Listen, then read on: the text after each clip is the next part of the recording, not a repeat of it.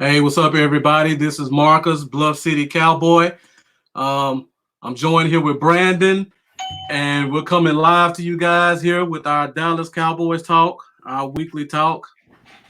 Sorry we got on a little bit late. There was some technical difficulties on my end. Don't want to put it on Brandon. So we got No. pushed back about 30 minutes. So we're going to try our best to make up for lost time because I know we got a lot of stuff to talk about, and we want to make sure that we give our input and we get you guys input. So tonight, the draft has ended. Teams retool, and we got all our undrafted free agents.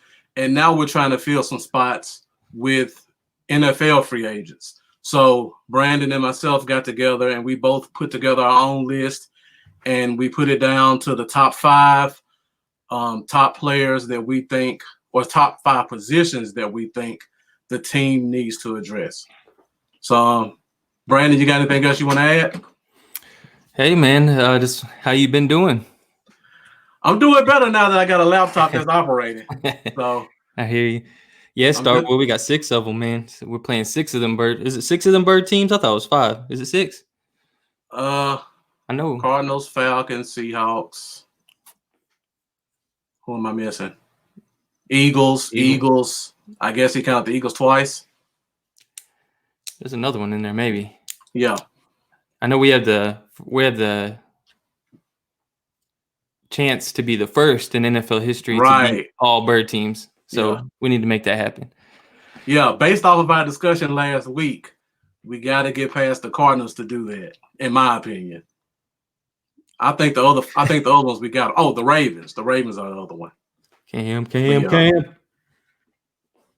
All right, so Brandon, you want to get started? Yeah, let's go ahead and get started. All right, so we're going from 5 to 1. Number 5 is the least. Number 1 is the greatest. We both kind of took a look at our list. We didn't talk about it beforehand, so our lists are different. So unlike last week, we're gonna have some completely different positions this week. Oh, I'll guarantee you one of them is going to shock everybody. I'm probably going to get some bash for it. Right. Think you'll get some hate mail? Maybe. We'll see. All right. So you start us off with your number 5 position of need. My number 5 position of need. And before I go through all of these, I do want to say I am very impressed with the depth and competition we're going to have this year. I'm loving it. I love what McCarthy's doing. So even though we're doing 5 free agency needs, in my mind, there's not a real necessary free agency need. I think we could go into training camp right now and have really good pieces in place to battle out. But thinking about who's out there and what could possibly come, they could possibly pick up. Number 5 would be I would put edge rusher. Right. And Brandon, let's alternate so we don't go through our list one at a time, so we can kind of talk about each person's.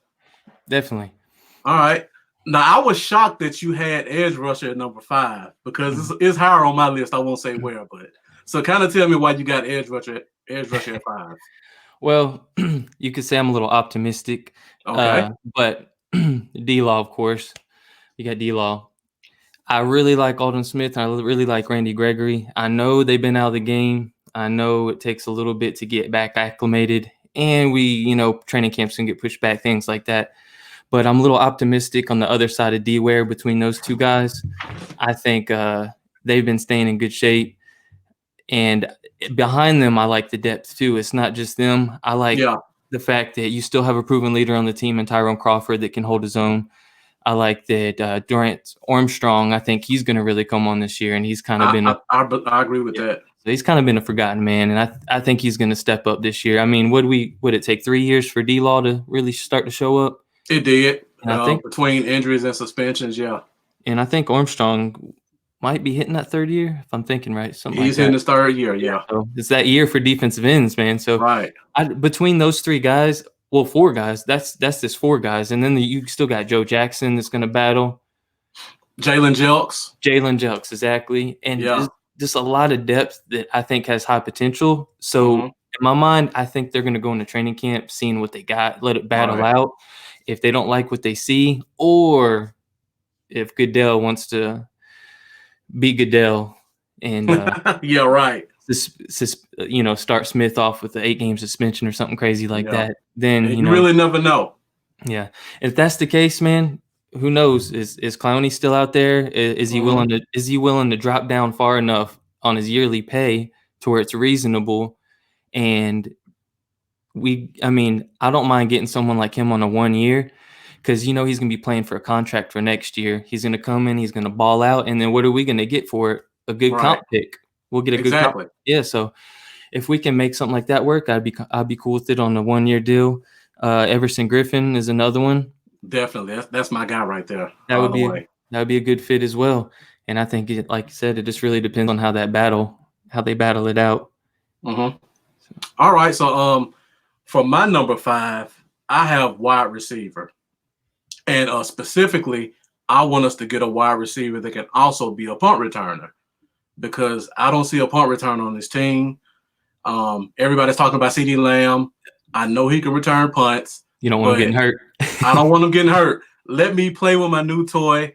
Let me see what they can do as a unit. If he gets hurt, I want him to get hurt on the touchdown. I don't want him to get hurt not fair catching and some guy goes for his legs. So let's get a receiver who's good at punt return and put him on the team, and that's all he does. Because our top 3 are so good, we don't necessarily have to go 4, 5, 6 deep with guys that contribute offensively. And one name I want to put out there that I really like is going to require a trade, but I think we can get him for cheap though. Well, let me put a guy out there. Let me put 3 guys out there. The first one, these 2 are purely punt returners. Number 1, my old friend Dwayne Harris. Oh, I got it. I got to go back in time. He's still in the league. He's still punt returning. He's not giving you anything offensively, but he's still the man when it comes to punt return. Another guy, I think he's going to get cut, and that would be the guy we drafted a couple years ago, Ryan Switzer. I think we talked earlier, the Steelers drafted Claypool. I like James Washington. They still got Juju. Mm-hmm. I think he's going to be the odd man out. And if he does, I think he'll be a good punt returner. But the guy that I really like, who I think we need to go after, is Dante Pettis from the Niners. Ooh, I like it. Dante Pettis is in the doghouse. You're right. I don't think he played a quarter of the snaps last year. In college football, I really follow 4 teams. Everybody that knows me knows who I follow. It's not teams you think that most people follow. I follow Missouri. I follow Clemson. They're doing good now, but 5 years ago, I was the odd guy following Clemson. I follow UCLA, and I follow Michigan. Dante Pettis was a UCLA guy, and he is the all-time leader in punt returns in college football history. A lot of people don't know that, but I think he had 7 punt returns as a college player. So I think you bring him in, all he does is punt return. I think you'll get some good benefits from him. Yeah, I could see that, man. I'd be completely on board with that. Yeah, Cole, Tony Pollard's a beast, man, but I think they like him more in kick returns rather than punt returns. Yeah, I think he's a punt returner. I mean, kick returner more. Yeah. Somebody asked a question right here. Let me put it up here. Yeah. What's up, Cody?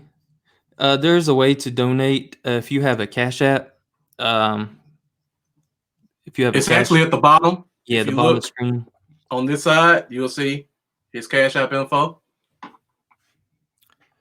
Yeah, that's you basically just put that money symbol and then everything it says after it for either of our names, and that's a way to donate.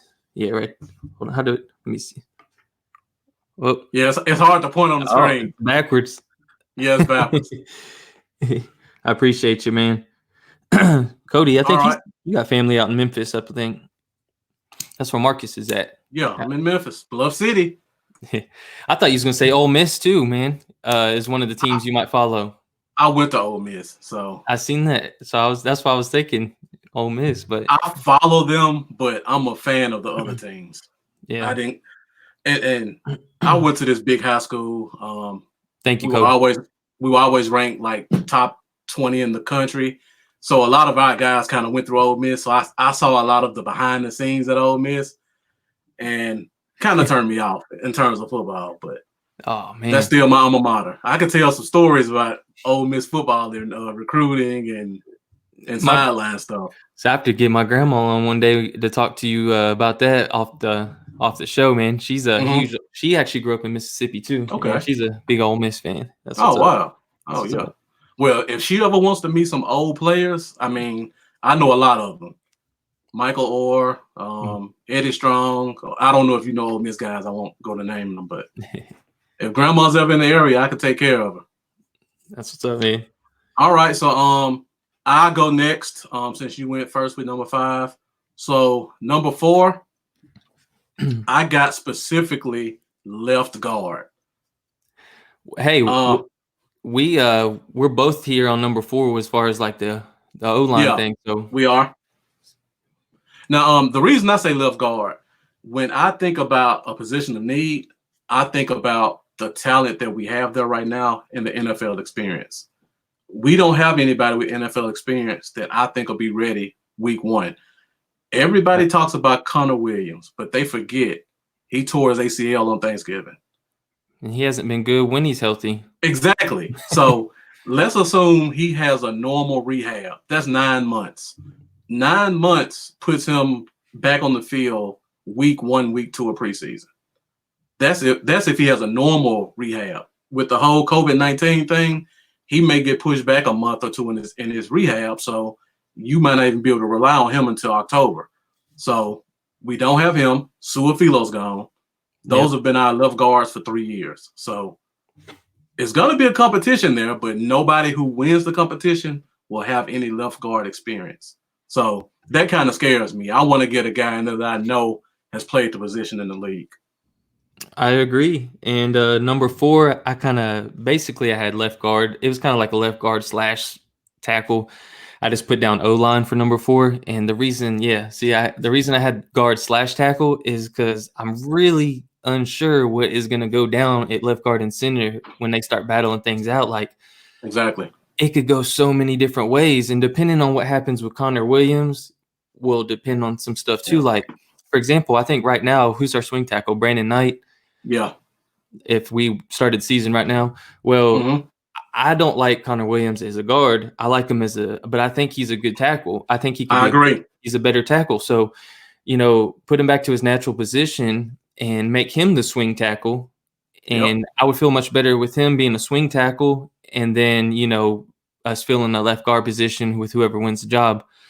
So if, his center position, it's still a toss-up. We got Connor McGovern. He played center and guard at Penn State. He started 11 games at center at Penn State, and they really drafted him as an insurance policy for Frederick originally anyways. Exactly. And everybody forgets about him because, he didn't play last year. Yeah, he had the torn pec in the preseason. So, he's had a long time to recover, and a lot of people have forgotten about him. And he seems like the kind of guy that's probably been working hard this whole time under the radar. Yeah. I really like the possibility of him either winning the left guard or the center job, maybe. But, we have Tyler Badiash. Biadash. There it goes. It takes a couple times to get it. It does. I can't never get Let's it right. Let's just go with badass. Let's just leave it. That's what Skywalker still said. Tyler Badass. We'll just call him that too. Tyler BDI. See, I can't even say it already. So it takes me 3 times to get it right. I like him. I had him as one of the top 5 centers in the draft, but I don't know necessarily if I see him winning the job right off the bat. Yeah. And Joe Looney, he was very serviceable at center. He's very serviceable, but I think we could do better at center. I like him more as a depth guy and insurance policy. Great guy. Yeah. So really, free agency, if Connor Williams wins that left guard spot, then I'd like some better depth at tackle. Mm-hmm. If Connor Williams perhaps gets moved to swing tackle, then I would like some depth at guard. You got Larry Warford out there. You got Ronald Leary out there. Ronald Leary, yeah. And I mean, Larry Warford's Yeah, he wants about $7 million a year, but man, he's coming off 3 Pro Bowls. I think you can get him for less. I think we can get him for closer to 5. You can, because you know what he's going to do. Just like I was saying with the Clowney thing, he's going to want a 1-year prove it deal. Mm-hmm. He'll play his butt off for us, and then he'll bounce next year, and we get a comp pick. It's Exactly. Those are a win-win, and we are instantly the best O-line again in the NFL. If you throw Larry Warford right there at left guard, what we have. Yeah. And we can make $7 million in space easy. Yeah. I know. Tyron Crawford's the $7 million right there, exactly. Well, once June 1st hits, I think we'll get $7 million back from Frederick. You're exactly right. You're exactly right. I forgot about that. Yeah. So let me ask you this question, because when we first talked about doing this, that was before we signed Cam Irving. So what do you think about him in terms of what position you think he'll play? I think he's a guard personally. People always put him at tackle. Yeah, he was a award winner in college at center. Mm-hmm. He was drafted as a center. I think what screwed his career up was everybody kept putting him at guard and tackle because they saw the length and they saw the strength, and they see 6'6". Oh, he could play left tackle. Mm-hmm. No, keep him where he needs to be at. Put him where he was drafted at, and let him get that position down. So when I put left guard on here, that was before him. I think he's going to help answer some of those questions for me. Yeah, I do too. I see him more as a guard. I'm not really excited about it. I wouldn't be excited about really him starting, honestly. Mm-hmm. It would kind of scare me a little bit. Well, if he wins the competition. But if he wins. Right. If he wins the competition, I feel comfortable knowing he started for 3 years at guard.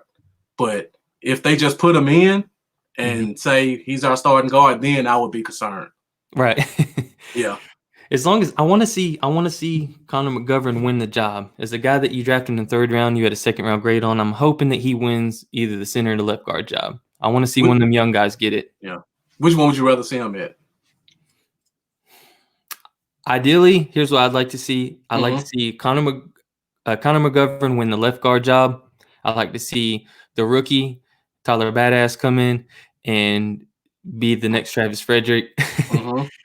That's saying a lot, but I would like to see the rookie center come in, and I would like to see the young left guard, Connor McGovern, take over and just I like the young guys. I like the young guys to be able to build forward with rather than some pieces here and there that you got to shift out. But I wouldn't be against Ronald Leary coming in either, man. Yeah. It's just a temporary stopgap, you know? Yeah. Now, there's another guy that was cut that nobody's talking about, and his name is Josh Klein from the Vikings. He signed a big contract last year, and I don't know why, but the Vikings just decided to clean house this offseason. They did. They cut all the cornerbacks. They cut a linebacker, and then they cut their starting guard. So that's another guy that's sitting out there. He came from Tennessee. Tennessee always had a good line. And before that, he was in New England. And New England always has a good line. So he comes from 2 teams known for having good interior line play. So if he came here and we can get him for a decent price, I think he would be a good fit. Yeah, that did go under my radar. I didn't really I haven't really looked into him too much, to be honest. Yeah. I just recognized the name and I saw where he came from, so I didn't get a chance to really go look at his tape. But when you look at where he came from, you would think he had to be a pretty good player to be a starter at both of those teams. Yeah, definitely, man. Definitely. All right, so we got number 3. You want to go or you want me to go? You go ahead. All right. I'll follow you. So at number 3, this is kind of I like the position, but I think we need specifically a middle/weak side linebacker. And I actually could have put this lower because I'm one of the few people who likes our linebacking core. I don't think you need 50 linebackers. I do too, and I really like Luke Gifford. I like Luke Gifford too. The only thing that concerns me is we have a lot of guys who are injured, but they're talented. Yeah. So if they play, it's not a need. because nobody's going to play over Lou Gifford that we get off out of free agency. And if Sean Lee gives you 6 games, you're not going to get any better play in the league for those 5 or 6 games he's healthy. Right. And if the cool thing about this is that's awesome that's your number 3, because I had linebacker at number 3 too, so we can just stay on linebacker. Right. Yeah, I put specifically a middle weak. I want a guy with some flexibility. There's been a lot of talk about Jalen moving outside. Yeah. So you can't just throw anybody at middle linebacker and have them call your plays. You got to have a guy who can call plays. So you got to get a guy that plays middle and can be the leader. If Jalen stays at middle, then you got LVE with the neck potential injuries, and then you got Sean Lee. So you're going to need a guy who could fill in at weak. Strong, I'm not really concerned about, but I don't need a guy who's pigeonholed at one position or the other. Right. Like they said, McCarthy, he said, I don't need scheme fits. Bring me guys that play football, basically. Exactly. We'll find a place on the field for them. Just bring us the talent. And there's a lot of talent. Linebacker, man, honestly, linebacker is deep. It's the deepest in free agency right now, in my opinion. I mean, Alec Ogletree's out there, former first rounder. Number 1 on my list. Yeah, mine too. And then, then there's some guys that got potential that I would kick the tires on and see what they got. Darren Lee. He's undersized. You read my paper. That's my number 2 guy. See, man, we're right on it. 25 years old, man. Former first round pick. And 4.4 speed. He's right. He's from Tennessee too. East Tennessee, Chattanooga. But man, 4.4 speed. And his first couple years with the Jets weren't all that great. But the third year, he really took a jump, man. His coverage grade jumped up to 84.8 that year. And that's when the Chiefs traded for him. So right. I don't even, do you know what went down last year with the Chiefs? Did you know anything about that? Because I haven't seen really much on it, and they traded for him, and he's out of there. Yeah, maybe I missed it. I don't know much about it, but what my assumption would be is he's been on a 3-14 both for his entire career. He's a 4-3 weak side hunt linebacker. Yeah, and in a 3-4, he has more gap assignments than actually getting out in the open field. So I would say they didn't take advantage of his athleticism, putting him in the 3-4. I agree too, man. Yeah, I don't know anything else, but just from looking at him and seeing that, I would say, yeah, that's probably what it is. Right. Now, our coach Mike Nolan was the former linebacker coach for the Saints, and the Saints got 2 free agents out there right now. Manti Te'o, a name that always brings a chuckle whenever anybody says it for a lot of different reasons. He may have something in the tank, you don't know, but he's a former Saint. Mike Nolan knows him. And then there's also Stephon Alexander or Anthony. Is it Alexander or Anthony? Do you know? I can't remember. He was a first-round pick for the Saints. I know it's Stephon. I believe it's Anthony. But first-round guy, super athletic. He just didn't work out with New Orleans. So maybe Mike Nolan may like him, and he may want to pick him up and see if he can put him in this system and see if he can work out. Yeah. I could see something more like that, like kind of just like a depth guy, on a really good deal, more than I can someone like Alec Ogletree, who's probably going to be a little pricey maybe. Yeah. Or a little more pricey than they want to spend anyway. But if they did take a look at Alec Ogletree now, I definitely wouldn't knock that dude. He just had 5 interceptions in 2018 and 2 touchdowns. That was just 2 years ago. 80 plus tackles and every one of, I think, his last 3 or so years. So, Malcolm Smith, don't count out him coming back too. That's if we need some depth, because he didn't play that bad last year when he came in. He didn't. I liked him. I'd have been cool with him coming. And Nigel Bradham. Yeah. I don't know if Nigel Bradham would fit this system though as a weak side linebacker. If we needed a strong, I think he'd be a good strong. Yeah, he'd be. Yeah. Then you got Mark Barron. You could always. Exactly. Oh yeah. I would like that.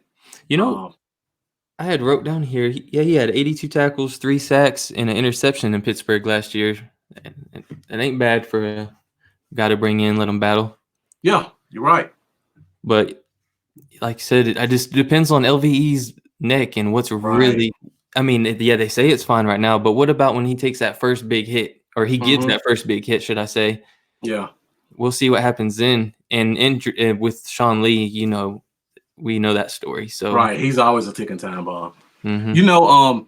With the whole LVE thing, I'm normally not scared when it comes to players being injured, but when he got hurt and Jason Garrett made a point to say it's not career threatening, that kind of bothered me.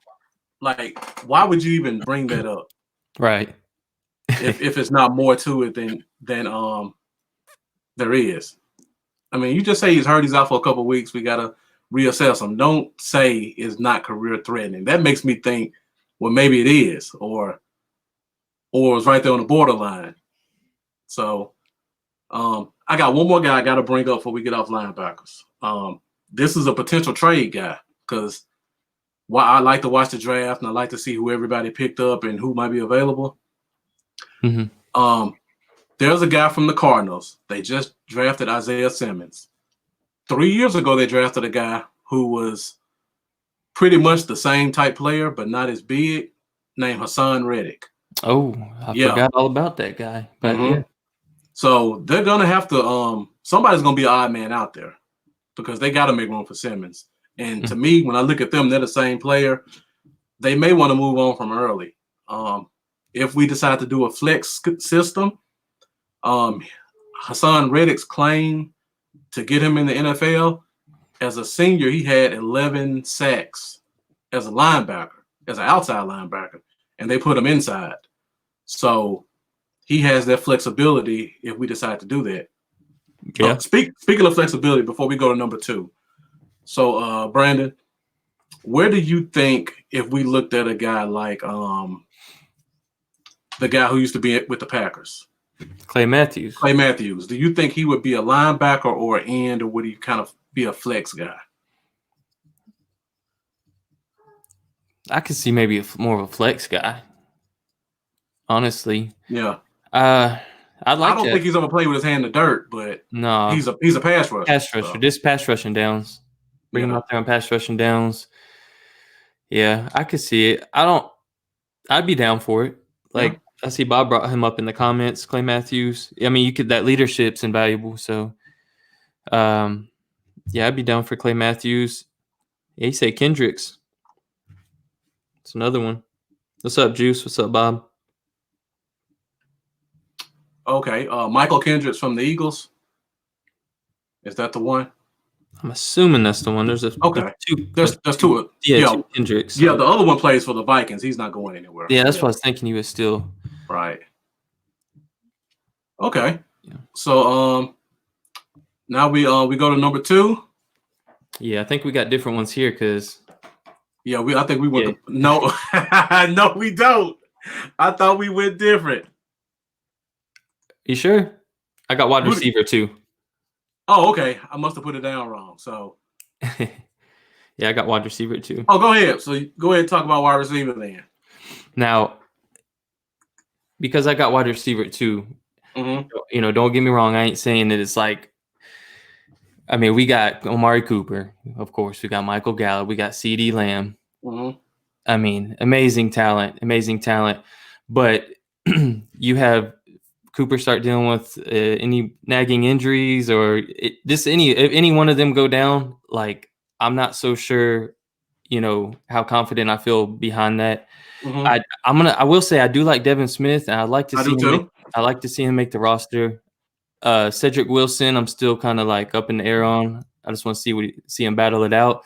I'm a big Wilson fan, but he's been injured the last 2 years. Yeah, so it's not really I would just like to see them bring in some depth to battle out those 4 and 5 spots. It's bring in some talent. The problem I have with that is I don't really like a lot of the free agents available right now in the wide receiver market. You got Paul Richardson, yeah. Tyler Gabriel, that would fit with the special team. Javon Curse, Dontrell Inman. And of course, you got Dez. Why'd you bring Dez's name up? As much as I love Dez, just being completely honest, I don't think it's going to happen. I Mhm. love It will. Dez. I would be excited, but it ain't going to happen. They wouldn't have gave out the 88 if they had any thought in the back of their mind that they was going to bring him in just the way it is. But I Yeah. love Dez. And John Vay Johnson is the guy I like. His Yeah. speed. Bob just put that Oh, up there. that's You good. own it, Bob. Yeah, John Vay. Hey, right on par. I like his speed. I mean, if he can get consistent with his hands, man. Mhm. So basically what I'm saying is the guys we already got on the team versus the free agents available. If there was a guy to hit free agency, I'd entertain bringing one in. And Mhm. I would like to see, a good battle at that 4 and 5 spot with someone, but I just don't see anyone that I really like more than the potential we have sitting on the roster right now. Yeah. So, I just like to see. I think Noah Brown's out of here. I don't think Yeah, definitely. Vento Bryant's. I don't think Nah. he's gonna do nothing. John Vay's got a chance. Cedric Wilson's got a chance. Devin Smith's got a chance. And then there's two guys I'm really big on. Okay. Undrafted guys: Aaron Parker Okay. and Kendrick Rogers. I Okay. really hope one of these two make the team. Rogers is the big kid, right? Yeah, Kendrick Rogers is like 6'4", Yeah. 205, something like that. Mhm. And he didn't have a ton of production, but man, the kid can high point the ball. He'd be a red zone threat. Mhm. He'd be a good red zone threat. And Aaron Parker, man, he played at Rhode Island, so small school, but Mhm. kid's got some talent. He's got some real talent. I could see him, squeezing in on the roster. Yeah. Only thing I would say about the list, it's a good list. I don't hear any slot guys in there, so that would be my only concern. Yeah, I think Devin should get some chances at slot, but yeah. we haven't seen it. I actually like Paul Richardson. I think he's a really good player, but I think he's a really good number 3 guy. And people try to make him a number 1 because they see the 4.3 speed and the size and the jumping ability. Mm-hmm. And he came from Seattle, so anybody that comes from a franchise like that is always going to be overhyped. Mm-hmm. But I think he would be a really good guy to bring in to compete at your number 4. Yeah.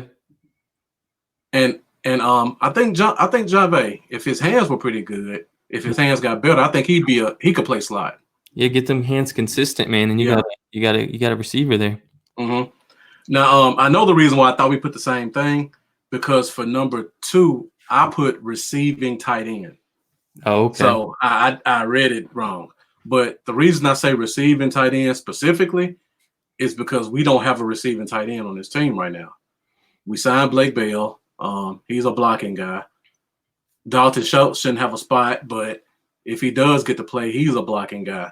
If something happened to Jarwin, I would hate to see us have to rely on Bell or Schultz to be the guy to help move the chains. So, I'm completely on board with you, and I'm mad at myself that I didn't put tight end in my top 5 because when I was initially writing my list down, I had tight end in there, and then I started messing around and somehow left it out. I completely agree.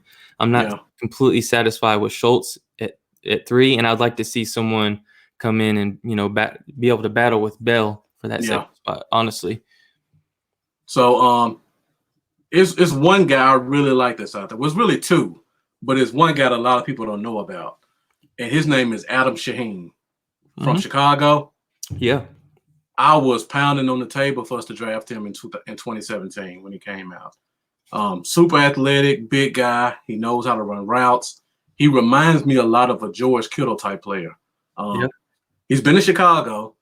They do not know how to use tight ends in Chicago. I don't know what happened.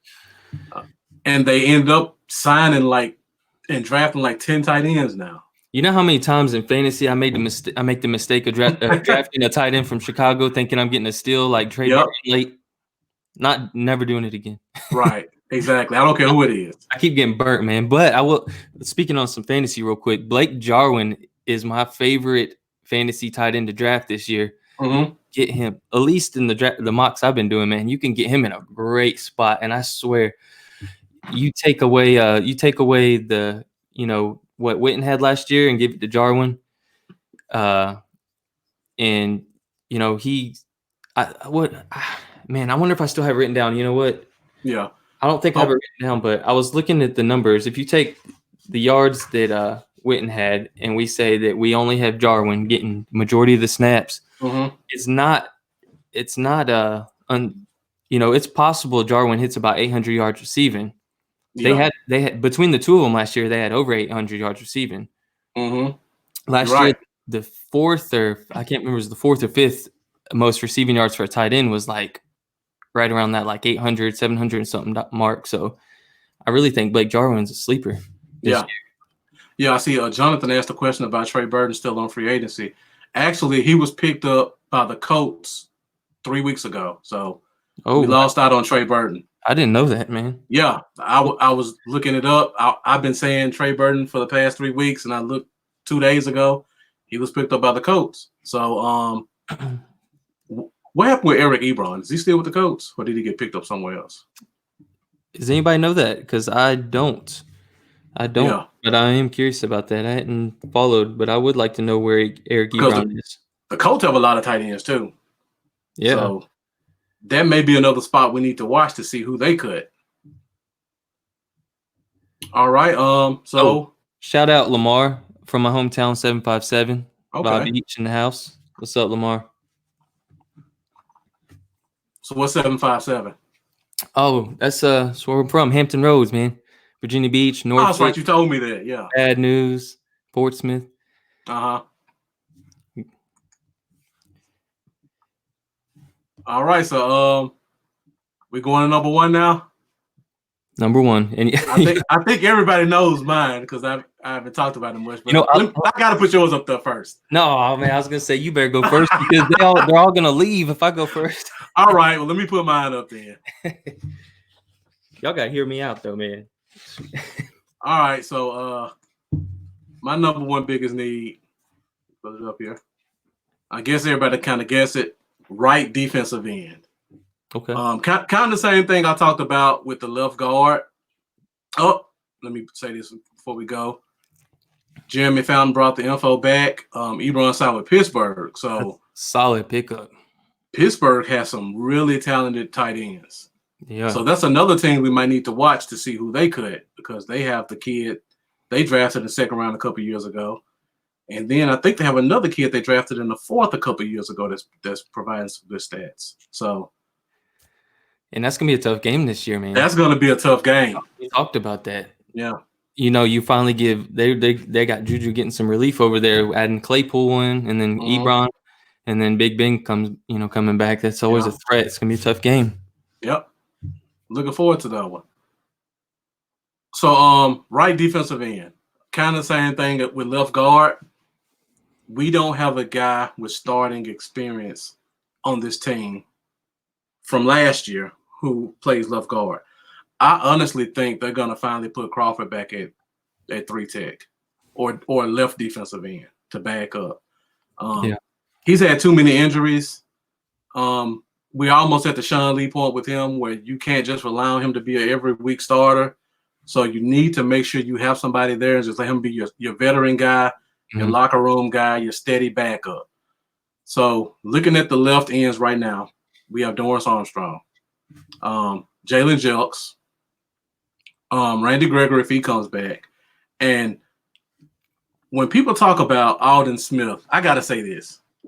I don't think he's going to come back as a right end. Oh, really? And here's my reason why. When I remember seeing him play, he was a tall, lanky, 6'5", 250, 260 guy. Oh, he's big now. Yeah, if we believe the reports that Jay Glazer put out there, he's 287 with 5% body fat. Huge. I don't care how little body fat you have. 280 pounds is a lot of weight to carry. And putting on 20 pounds is a lot of weight to carry and think you're going to come back and be the same athletic, explosive guy that you were. So I think he's going to come back and reinvent himself more as a left end. I can see that. And maybe even a 3 tech. You don't know. He may be like the old NASCAR package they used to talk about, where you put him at the 3 and you put D-Law out there, you throw McCoy at the 1 tech, and you put Gregory at right end and just have 4 speedy horses going to get the quarterback. Man, I'll tell you what, if they both get reinstated, which I think they will, hopefully they don't have any suspensions or anything like that to serve. I hope not, but I am really excited about the D-line. I'm real optimistic about it, man. I know there's a lot of unknowns, but man, it could be special. It could be special. I'm excited about it. So when I was kind of looking this stuff up, I see Kerry Teagle asked a question. He asked what was his playing weight before. I believe when he came into the league, he was 255, 260 as a right defensive end. And Jay Glazer came out and said he's at 287 with 5% body fat. So you're asking a guy who hasn't played football in 3 years and has put on 20 to 30 pounds, whether it's muscle or it's fat. You're asking him to come back and go to your speed pass rush position. I think it's a tall task to ask for. He may come in and prove me wrong, but just by looking at his lack of experience and the size, I think I would try him somewhere else and then let him work his way back over there. Who's that undrafted guy we gave all that? We gave Rondell Carter. Rondell Carter, yeah. They gave him some money for an undrafted guy. So, and we still got Bradley Anai too. So Bradley Anai, how did we not talk about him yet? I know. Did you see the play where the he threw the halfback down in a full 360? Yep, I did see that. Golly, man. Woo! I love watching that kid play. So he got on my radar because, like I said, I watch a lot of UCLA. And when I normally watch games like that, I was really high on that secondary. Like I thought Utah had the best secondary in the country with Jalen Johnson and Terrell Burgess. Oh, yeah. And then they had another kid that played corner. I can't think of his name. So when I was watching the game, I was focused on the secondary. But every time I look, there's a guy in the backfield knocking the quarterback down or getting a sack or hitting the tackle with a one-handed speed rush and knocking him down. I was like, who is this kid? And it was Bradley Anai. So I decided to start kind of watching Utah. And I think either the next game or the game after that was the Stanford game. And he ran a clinic on that left tackle. That was the game where if you watch his highlights, he did the spin move inside real hard. Yeah, he was killing them. So yeah, we got guys there at right end, but we don't have experience. So because of that, I would like to see us kind of get a guy who's done a little bit in the league. Right. Of course, everybody talks about the two big guys, Everson Griffin. That's my number one guy. Clowney, if he would take less money to come here, I would love it. Also, there's a guy, Marcus Golden from the Giants. Yeah, Golden. They tendered him. So if you went after him, they gave him the tender that you don't get a comp pick in return. So you just have to offer him a contract that the Giants wouldn't match, and you can get him. So that's something to look at. And there's another name I looked at, and I wanted to get your opinion on it. And that's Ziggy Ansah. Yeah, Ansah jumped off. He really sparked my interest when I was going through all the free agency a little while ago. Yeah. Hey, that's somebody. He stays hurt. He stays hurt. That's the issue. Maybe if you can get him on maybe like a prove it, a little short prove it deal, come in. I like getting guys on those 1 year prove it deals, man. I really do too. Because they're playing. They're going to play 100%, 120% because they're playing for that contract, right. And they're trying to show teams they still, they can still do it, and then you get that comp pick afterwards. Right. It's just a win-win all around. I'd be completely on board. And then now we have the blueprint from last year. We brought in Robert Quinn. Everybody thought he was washed up. He came here on a worse defensive line than what we expect this year. Got 11.5 sacks and went out and got paid at 31. So exactly. I would think if guys want to get paid and they want to produce and be in the best position, that they would want to come here first because we just showed we can make you some money at that spot. What about some people might not like this. It's like kind of like 50-50 it seems in the fan base. What about the chance of Michael Bennett coming back on a 1 year deal? Michael Bennett can't play right in. If he goes offsides one more time, I'll tell you what. But no. Yeah, he's 35. He is 35. He's gonna hit. He goes offsides a lot. What's up, BG? I think he was good last year because we didn't have any kind of leadership on this Right. team. So Mhm. we needed somebody who can come in and fire guys up and get in somebody's face and be the guy that's in the middle of the Mhm. dog pile before the game. He brought it. He brought that. He brought that, but now we got guys who can do that. We got coaches that'll do that now. We don't have Ron Marinelli that's sitting on the sideline drinking punch and telling his what is still unheard of to me. You have your cornerback coach calling your defense for you. No other defensive coordinator in the league assigns a position coach to run your defense. Mm-hmm. That was the writing on the wall for me right there. So, but now we got guys who will actually step up in the huddle. So, I don't see what he could really provide us. And then I was going to say, we just signed the young kid in the third round this year in the draft. So we got some good 3-techs. Canadian bulldozer. Yeah, I don't think he can play right end. Yeah, I'm excited about him in the middle, man. 302 pounds, and he ran what, a 4.7? 4.7. That is stupid. I got to put this comment up. Look at what Starbuck put. He has more flags than Six Flags over Texas. Ow! Oh, Starbuck, you got an owl out of him. Yeah, good comment. First one I've done today. I know. That's how Starboy does it. Cowboy Dell in here. No, but so yeah, speaking of 3-techs, there's another guy. I got some intel on him.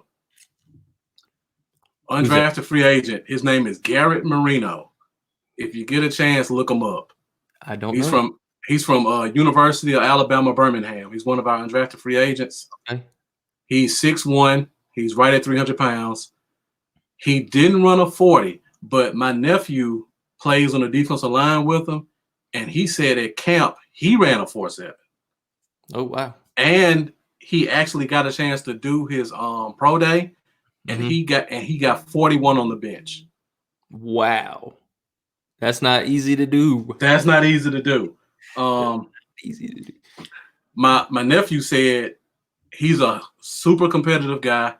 He's probably the most explosive pass rusher inside you'll see. He is a skinny legger, though. Everything is up top, but he's athletic at the bottom, but he doesn't have any weight. So he may come in, show some good pass rush, but he's going to have to get over that leg strength. He said he was beating running backs and linebackers in races. Like, he would race out to practice at 300 pounds, and he's beating 240-pound guys. So he's going to come in, and he's going to try to come and get a spot because he's also 25. Yeah. He had kind of a unorthodox history to get here. Grades weren't that good coming out of high school, so he bounced around to a couple of schools. The last offer he got was in Birmingham, UAB. He's a Cali kid, so when he comes to camp, he's going to already have a little bit of support. So that's just a name to watch. He could be the next, Ross or Woods. It kind of comes in under the radar and, makes a name for himself on the roster. Yeah, squeezes in there at some point. And also before I do my number one, just because I'm piss some people off probably. Yeah. But hey, before you go, Kerry, his name is Garrett Marino. He's from University of Alabama, Birmingham, defensive tackle. All right, sorry about that. Oh, you're fine. I was gonna say before I go into my number one, I just want to let everybody know we don't have the date set yet completely, so I don't have a date on it or a time on it yet, but it should be next week, if not, Sunday, Monday, Tuesday, something like that coming up soon. We're going to bring on one of the Dallas Cowboy flag runners, Flag Runner Cruz. He's going to come on, talk about, some of the flag runner stuff that, nobody really pays as much attention to. Kind of gets. I'm excited about that. I am too, because I've never really talked to the flag runners and kind of just pick their mind and see what they do out there. See how that, just be kind of cool to talk to him, get his story. And then Jeff Kavanaugh from 105.3 has told me, Captain Trey back. Yeah, Team 40. I'm excited about that one. Yeah, Jeff Kavanaugh sent me a message 3 or 4 days ago saying he was going to come on. I'm gonna talk with him in depth this weekend. We're going to set up a date. So we'll have Jeff Kavanaugh come on. That'd be cool because we just started. So, just starting and being able to get him on there, that's cool. Yeah, and shout out to you, Brandon. That was huge. Like, for two guys who just started doing this, to get a guy like that to agree to come out, even if we don't get him, the fact that he even responded to you and said he would do it, that's huge. Yeah. And then, go ahead. Yeah. I was just going to say, and then maybe we can work on Tony. Tony Pollard, maybe. No promises. Yeah. I got another player that said he'll do it. Former player. You want to put his name out there? Yeah. Okay. Daniel Ross. Daniel Ross said he'll come on the show. Ross. Yeah. That's my guy right there. Hilarious. So I think that'll be an entertaining interview. That guy's a real character. All we got to do is just give him a time in the day. Sounds like we got a lot coming up. Yeah, one step at a time. And thanks for all y'all, rocking with us. We're just definitely starting out, so this is trial and error. We're a little nervous, yeah. Just learning as we go. So I appreciate y'all, man. All right. So I know we wanted to get off in an hour. We have 54 minutes. So you want me to go ahead and put that number one up there? Here comes the laughing emojis, because my number one, my number one, and the reason is I got to get some music for these next time. My number one is a punter. Hear me out. The biggest free agency needs. And before, when we started, I said I felt super good about the depth we have on the team at every position and what we're going to have, the people we're going to have to battle it out. We got a lot of, I'm not scared about none of our position battles right now. I feel really good about all of them. We got 9 cornerbacks. Yeah. I mean, there's still possibility Awuzie goes to safety. Even if he doesn't, you still got Donovan Wilson. You got HaHa, you got Xavier Woods, you got pieces to battle. And the D-line, we got a lot of depth. Right now, the linebackers are healthy, so it's looking good. This everything I'm real happy about. That's why this is my number one free agency need. What were we worst at last year? I mean, our special teams was one of the worst in the entire NFL all the way around. And punter was no exception. So, I mean, Chris Jones had a few good years, so everybody likes to kind of hold on to those and the puntisher stuff because he made that big hit and, it leaves it stays in your memory. But he was playing through a little bit injuries and stuff last year. But, I mean, even his last couple of years, he had been declining a little bit. And here, get this, we're the 30th worst starting field position in the NFL last year. There was only two teams worse was the Jags and the Chargers. And the year before, we was 20th worst in field position.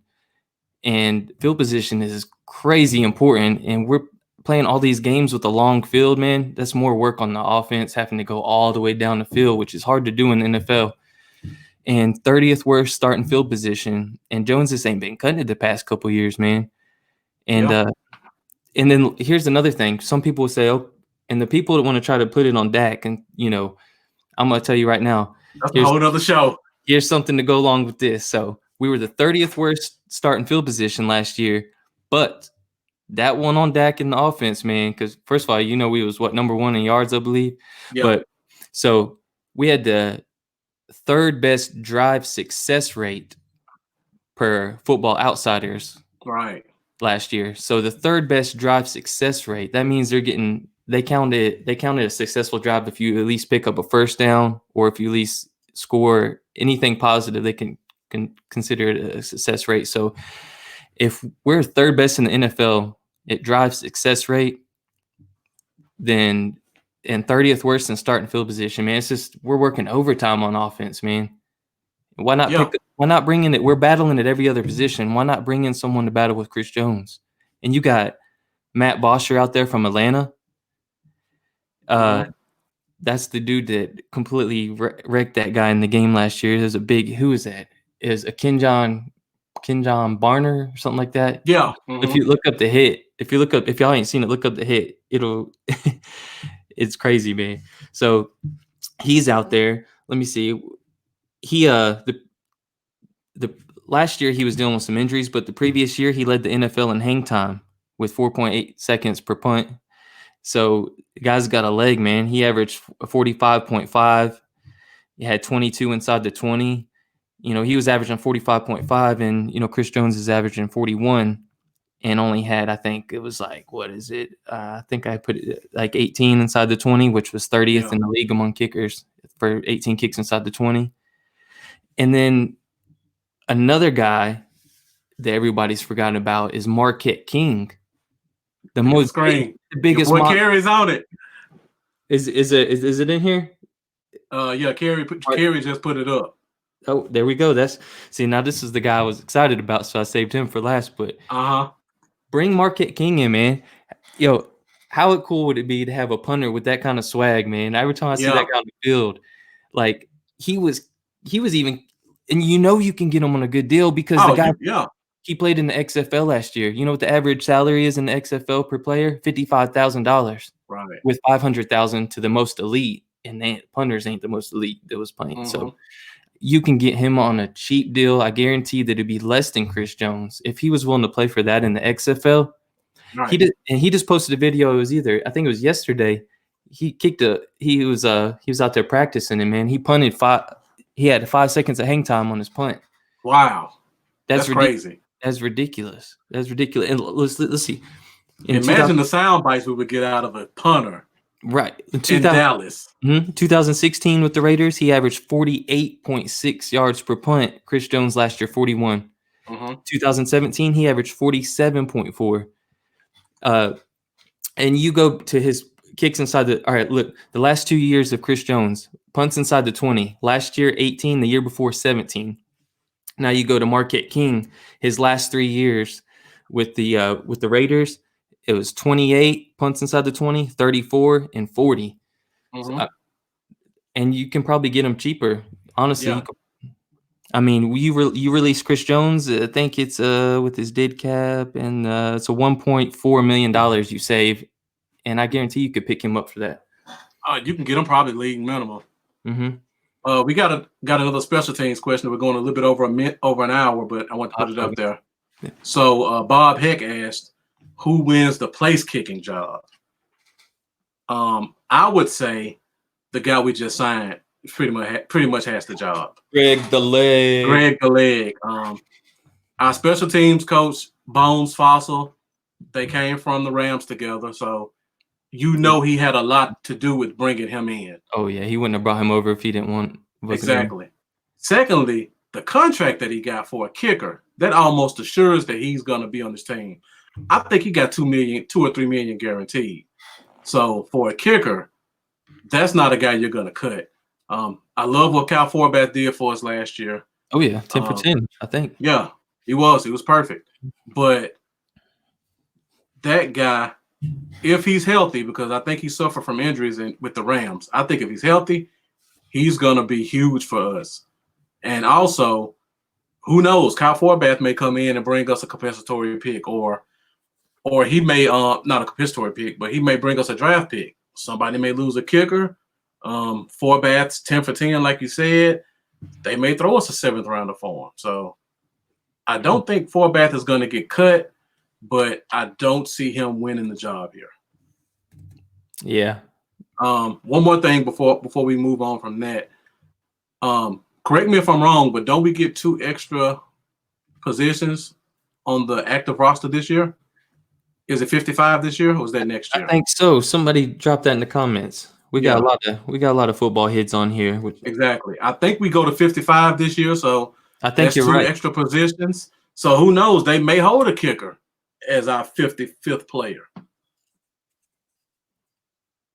I think you're right. I'm pretty sure I've seen that, man. Yeah. It's going to be a lot of competition for those 55. Bob did confirm it's 55 now. So yeah. Appreciate you, Bob.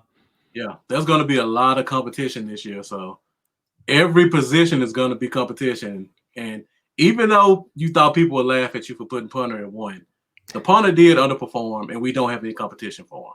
And field position is crazy important in this league, man. Yeah.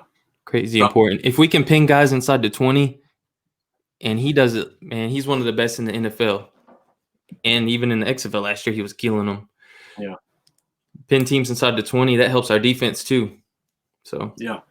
I love having knowledgeable guys in the comments. You're right. Yeah, Kerry. I forgot about that. You're right.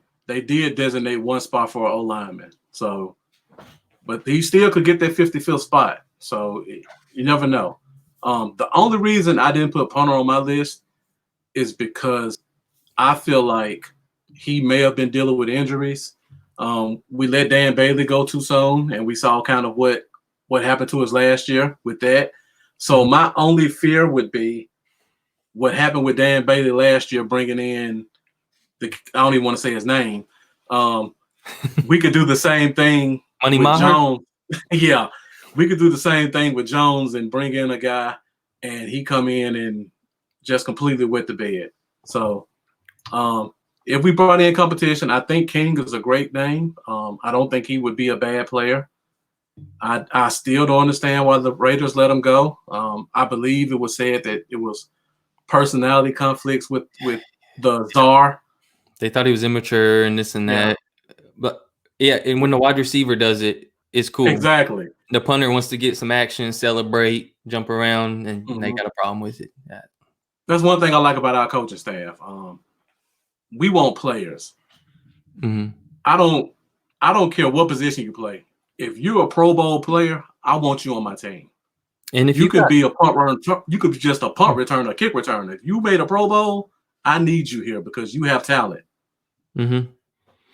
I completely agree. And I like, maybe it's just something I'm partial to. Growing up as a kid, I instantly, my first favorite player and still my favorite player to this day is the playmaker Michael Irvin. Yeah, I love players that have that kind of attitude on the field. Mm-hmm. I don't care what position it is when they bring that kind of attitude. That's why I love Dez too. I just love players that got that dog in them, that competitive edge, and you can tell it means a lot to them. So I'm cool with players like that. I think that players like that help the team. They keep the team amped on the sidelines. I just like players that really get into it. You can tell they got full 120% of their heart into the game. Yeah. All right. Before we go, because we're a little bit over an hour, quick question. I don't want to put you on the spot, and I'll answer first. Is there a position that you think would have been your sixth position? Well, being that I accidentally left tight end out and I wanted to put it in there, I would say tight end because I agree completely with you, and I don't know how I left that out. I would like to see someone not only battle Schultz, but I'd like to see someone come in and battle Bell. Yeah. For me, it would have been the one tech D tackle. Poe is injury prone. Woods is injury prone, and Woods is still undersized, but I like him at 20% of the snaps. Yeah. I think we need a third guy in there because you never know. I don't want to see them have to put Gallimore at one tech because all the other guys are hurt, and I don't want to see them have to move McCoy. So let's get another one tech, a big space eater, throw him in there and just let them. There's a few out there still too. I think they are. Let's see. I think Snacks is still out there. Snacks. I was checking on that earlier, and I was still showing Snacks available. I don't know if it changed or if I was if the site was updated, but I was showing Snacks available. Yeah, and it's not necessary that Woods is your number two. I mean, Woods is on the exclusive rights free agent tag, so he's barely making league minimum. So he has no guarantees. Mike Daniels. So you bring in Mike Daniels, former Green Bay Packer. Mm-hmm. So you can bring a guy in. He can come in. He can compete for number two. Heck, he can compete to be the starter. Poe doesn't have anything guaranteed. So let's get some competition right there. See who can be that number one guy. Let's get some pass rush up the middle. Hey, I like competition, man. Yeah, definitely. And I think actually like Jeff, who's going to be coming on the show soon, like Jeff Kavanaugh said, this is one of those years, the first one in a very long time that we get to look at the roster and no one can really say who's going to be placed where. Like normally you can predict the entire starting roster with, under Gary, you knew what was coming, but now I can't tell you, man. I couldn't tell you who's going to be the starting two cornerbacks this year. Yeah. And it might blow people's minds, but don't be surprised if it was Trayvon Diggs and Worley. Mm-hmm. If Awuzie ended up really getting moved to safety, something like that people aren't really expecting. Exactly. All right, Brandon, you got anything else? No, man. I just appreciate all the people watching. We had way more watching this time than last show, so appreciate And a y'all lot more tuning people in. commenting too. Yeah, I love it. I love it, Yeah, guys. Thanks for helping us out, and make sure you're following Bluff City Cowboys and Cowboys y'all. And definitely. yeah, we got a lot of stuff in the works to do together in the future. So Yeah, we're only gonna go up from here. We're just starting out, so me every week we're gonna try to improve on something. And guys, keep commenting. We love knowledgeable fans. We love you guys support us, so we want to support you guys. So you give us a good comment, we're gonna put it on the screen. We're gonna Thanks, talk pal. about it. The show is not just about us; it's about you guys. So let's share all that knowledge we got. Let's put it out there so everybody knows that we have the best fan base in the world.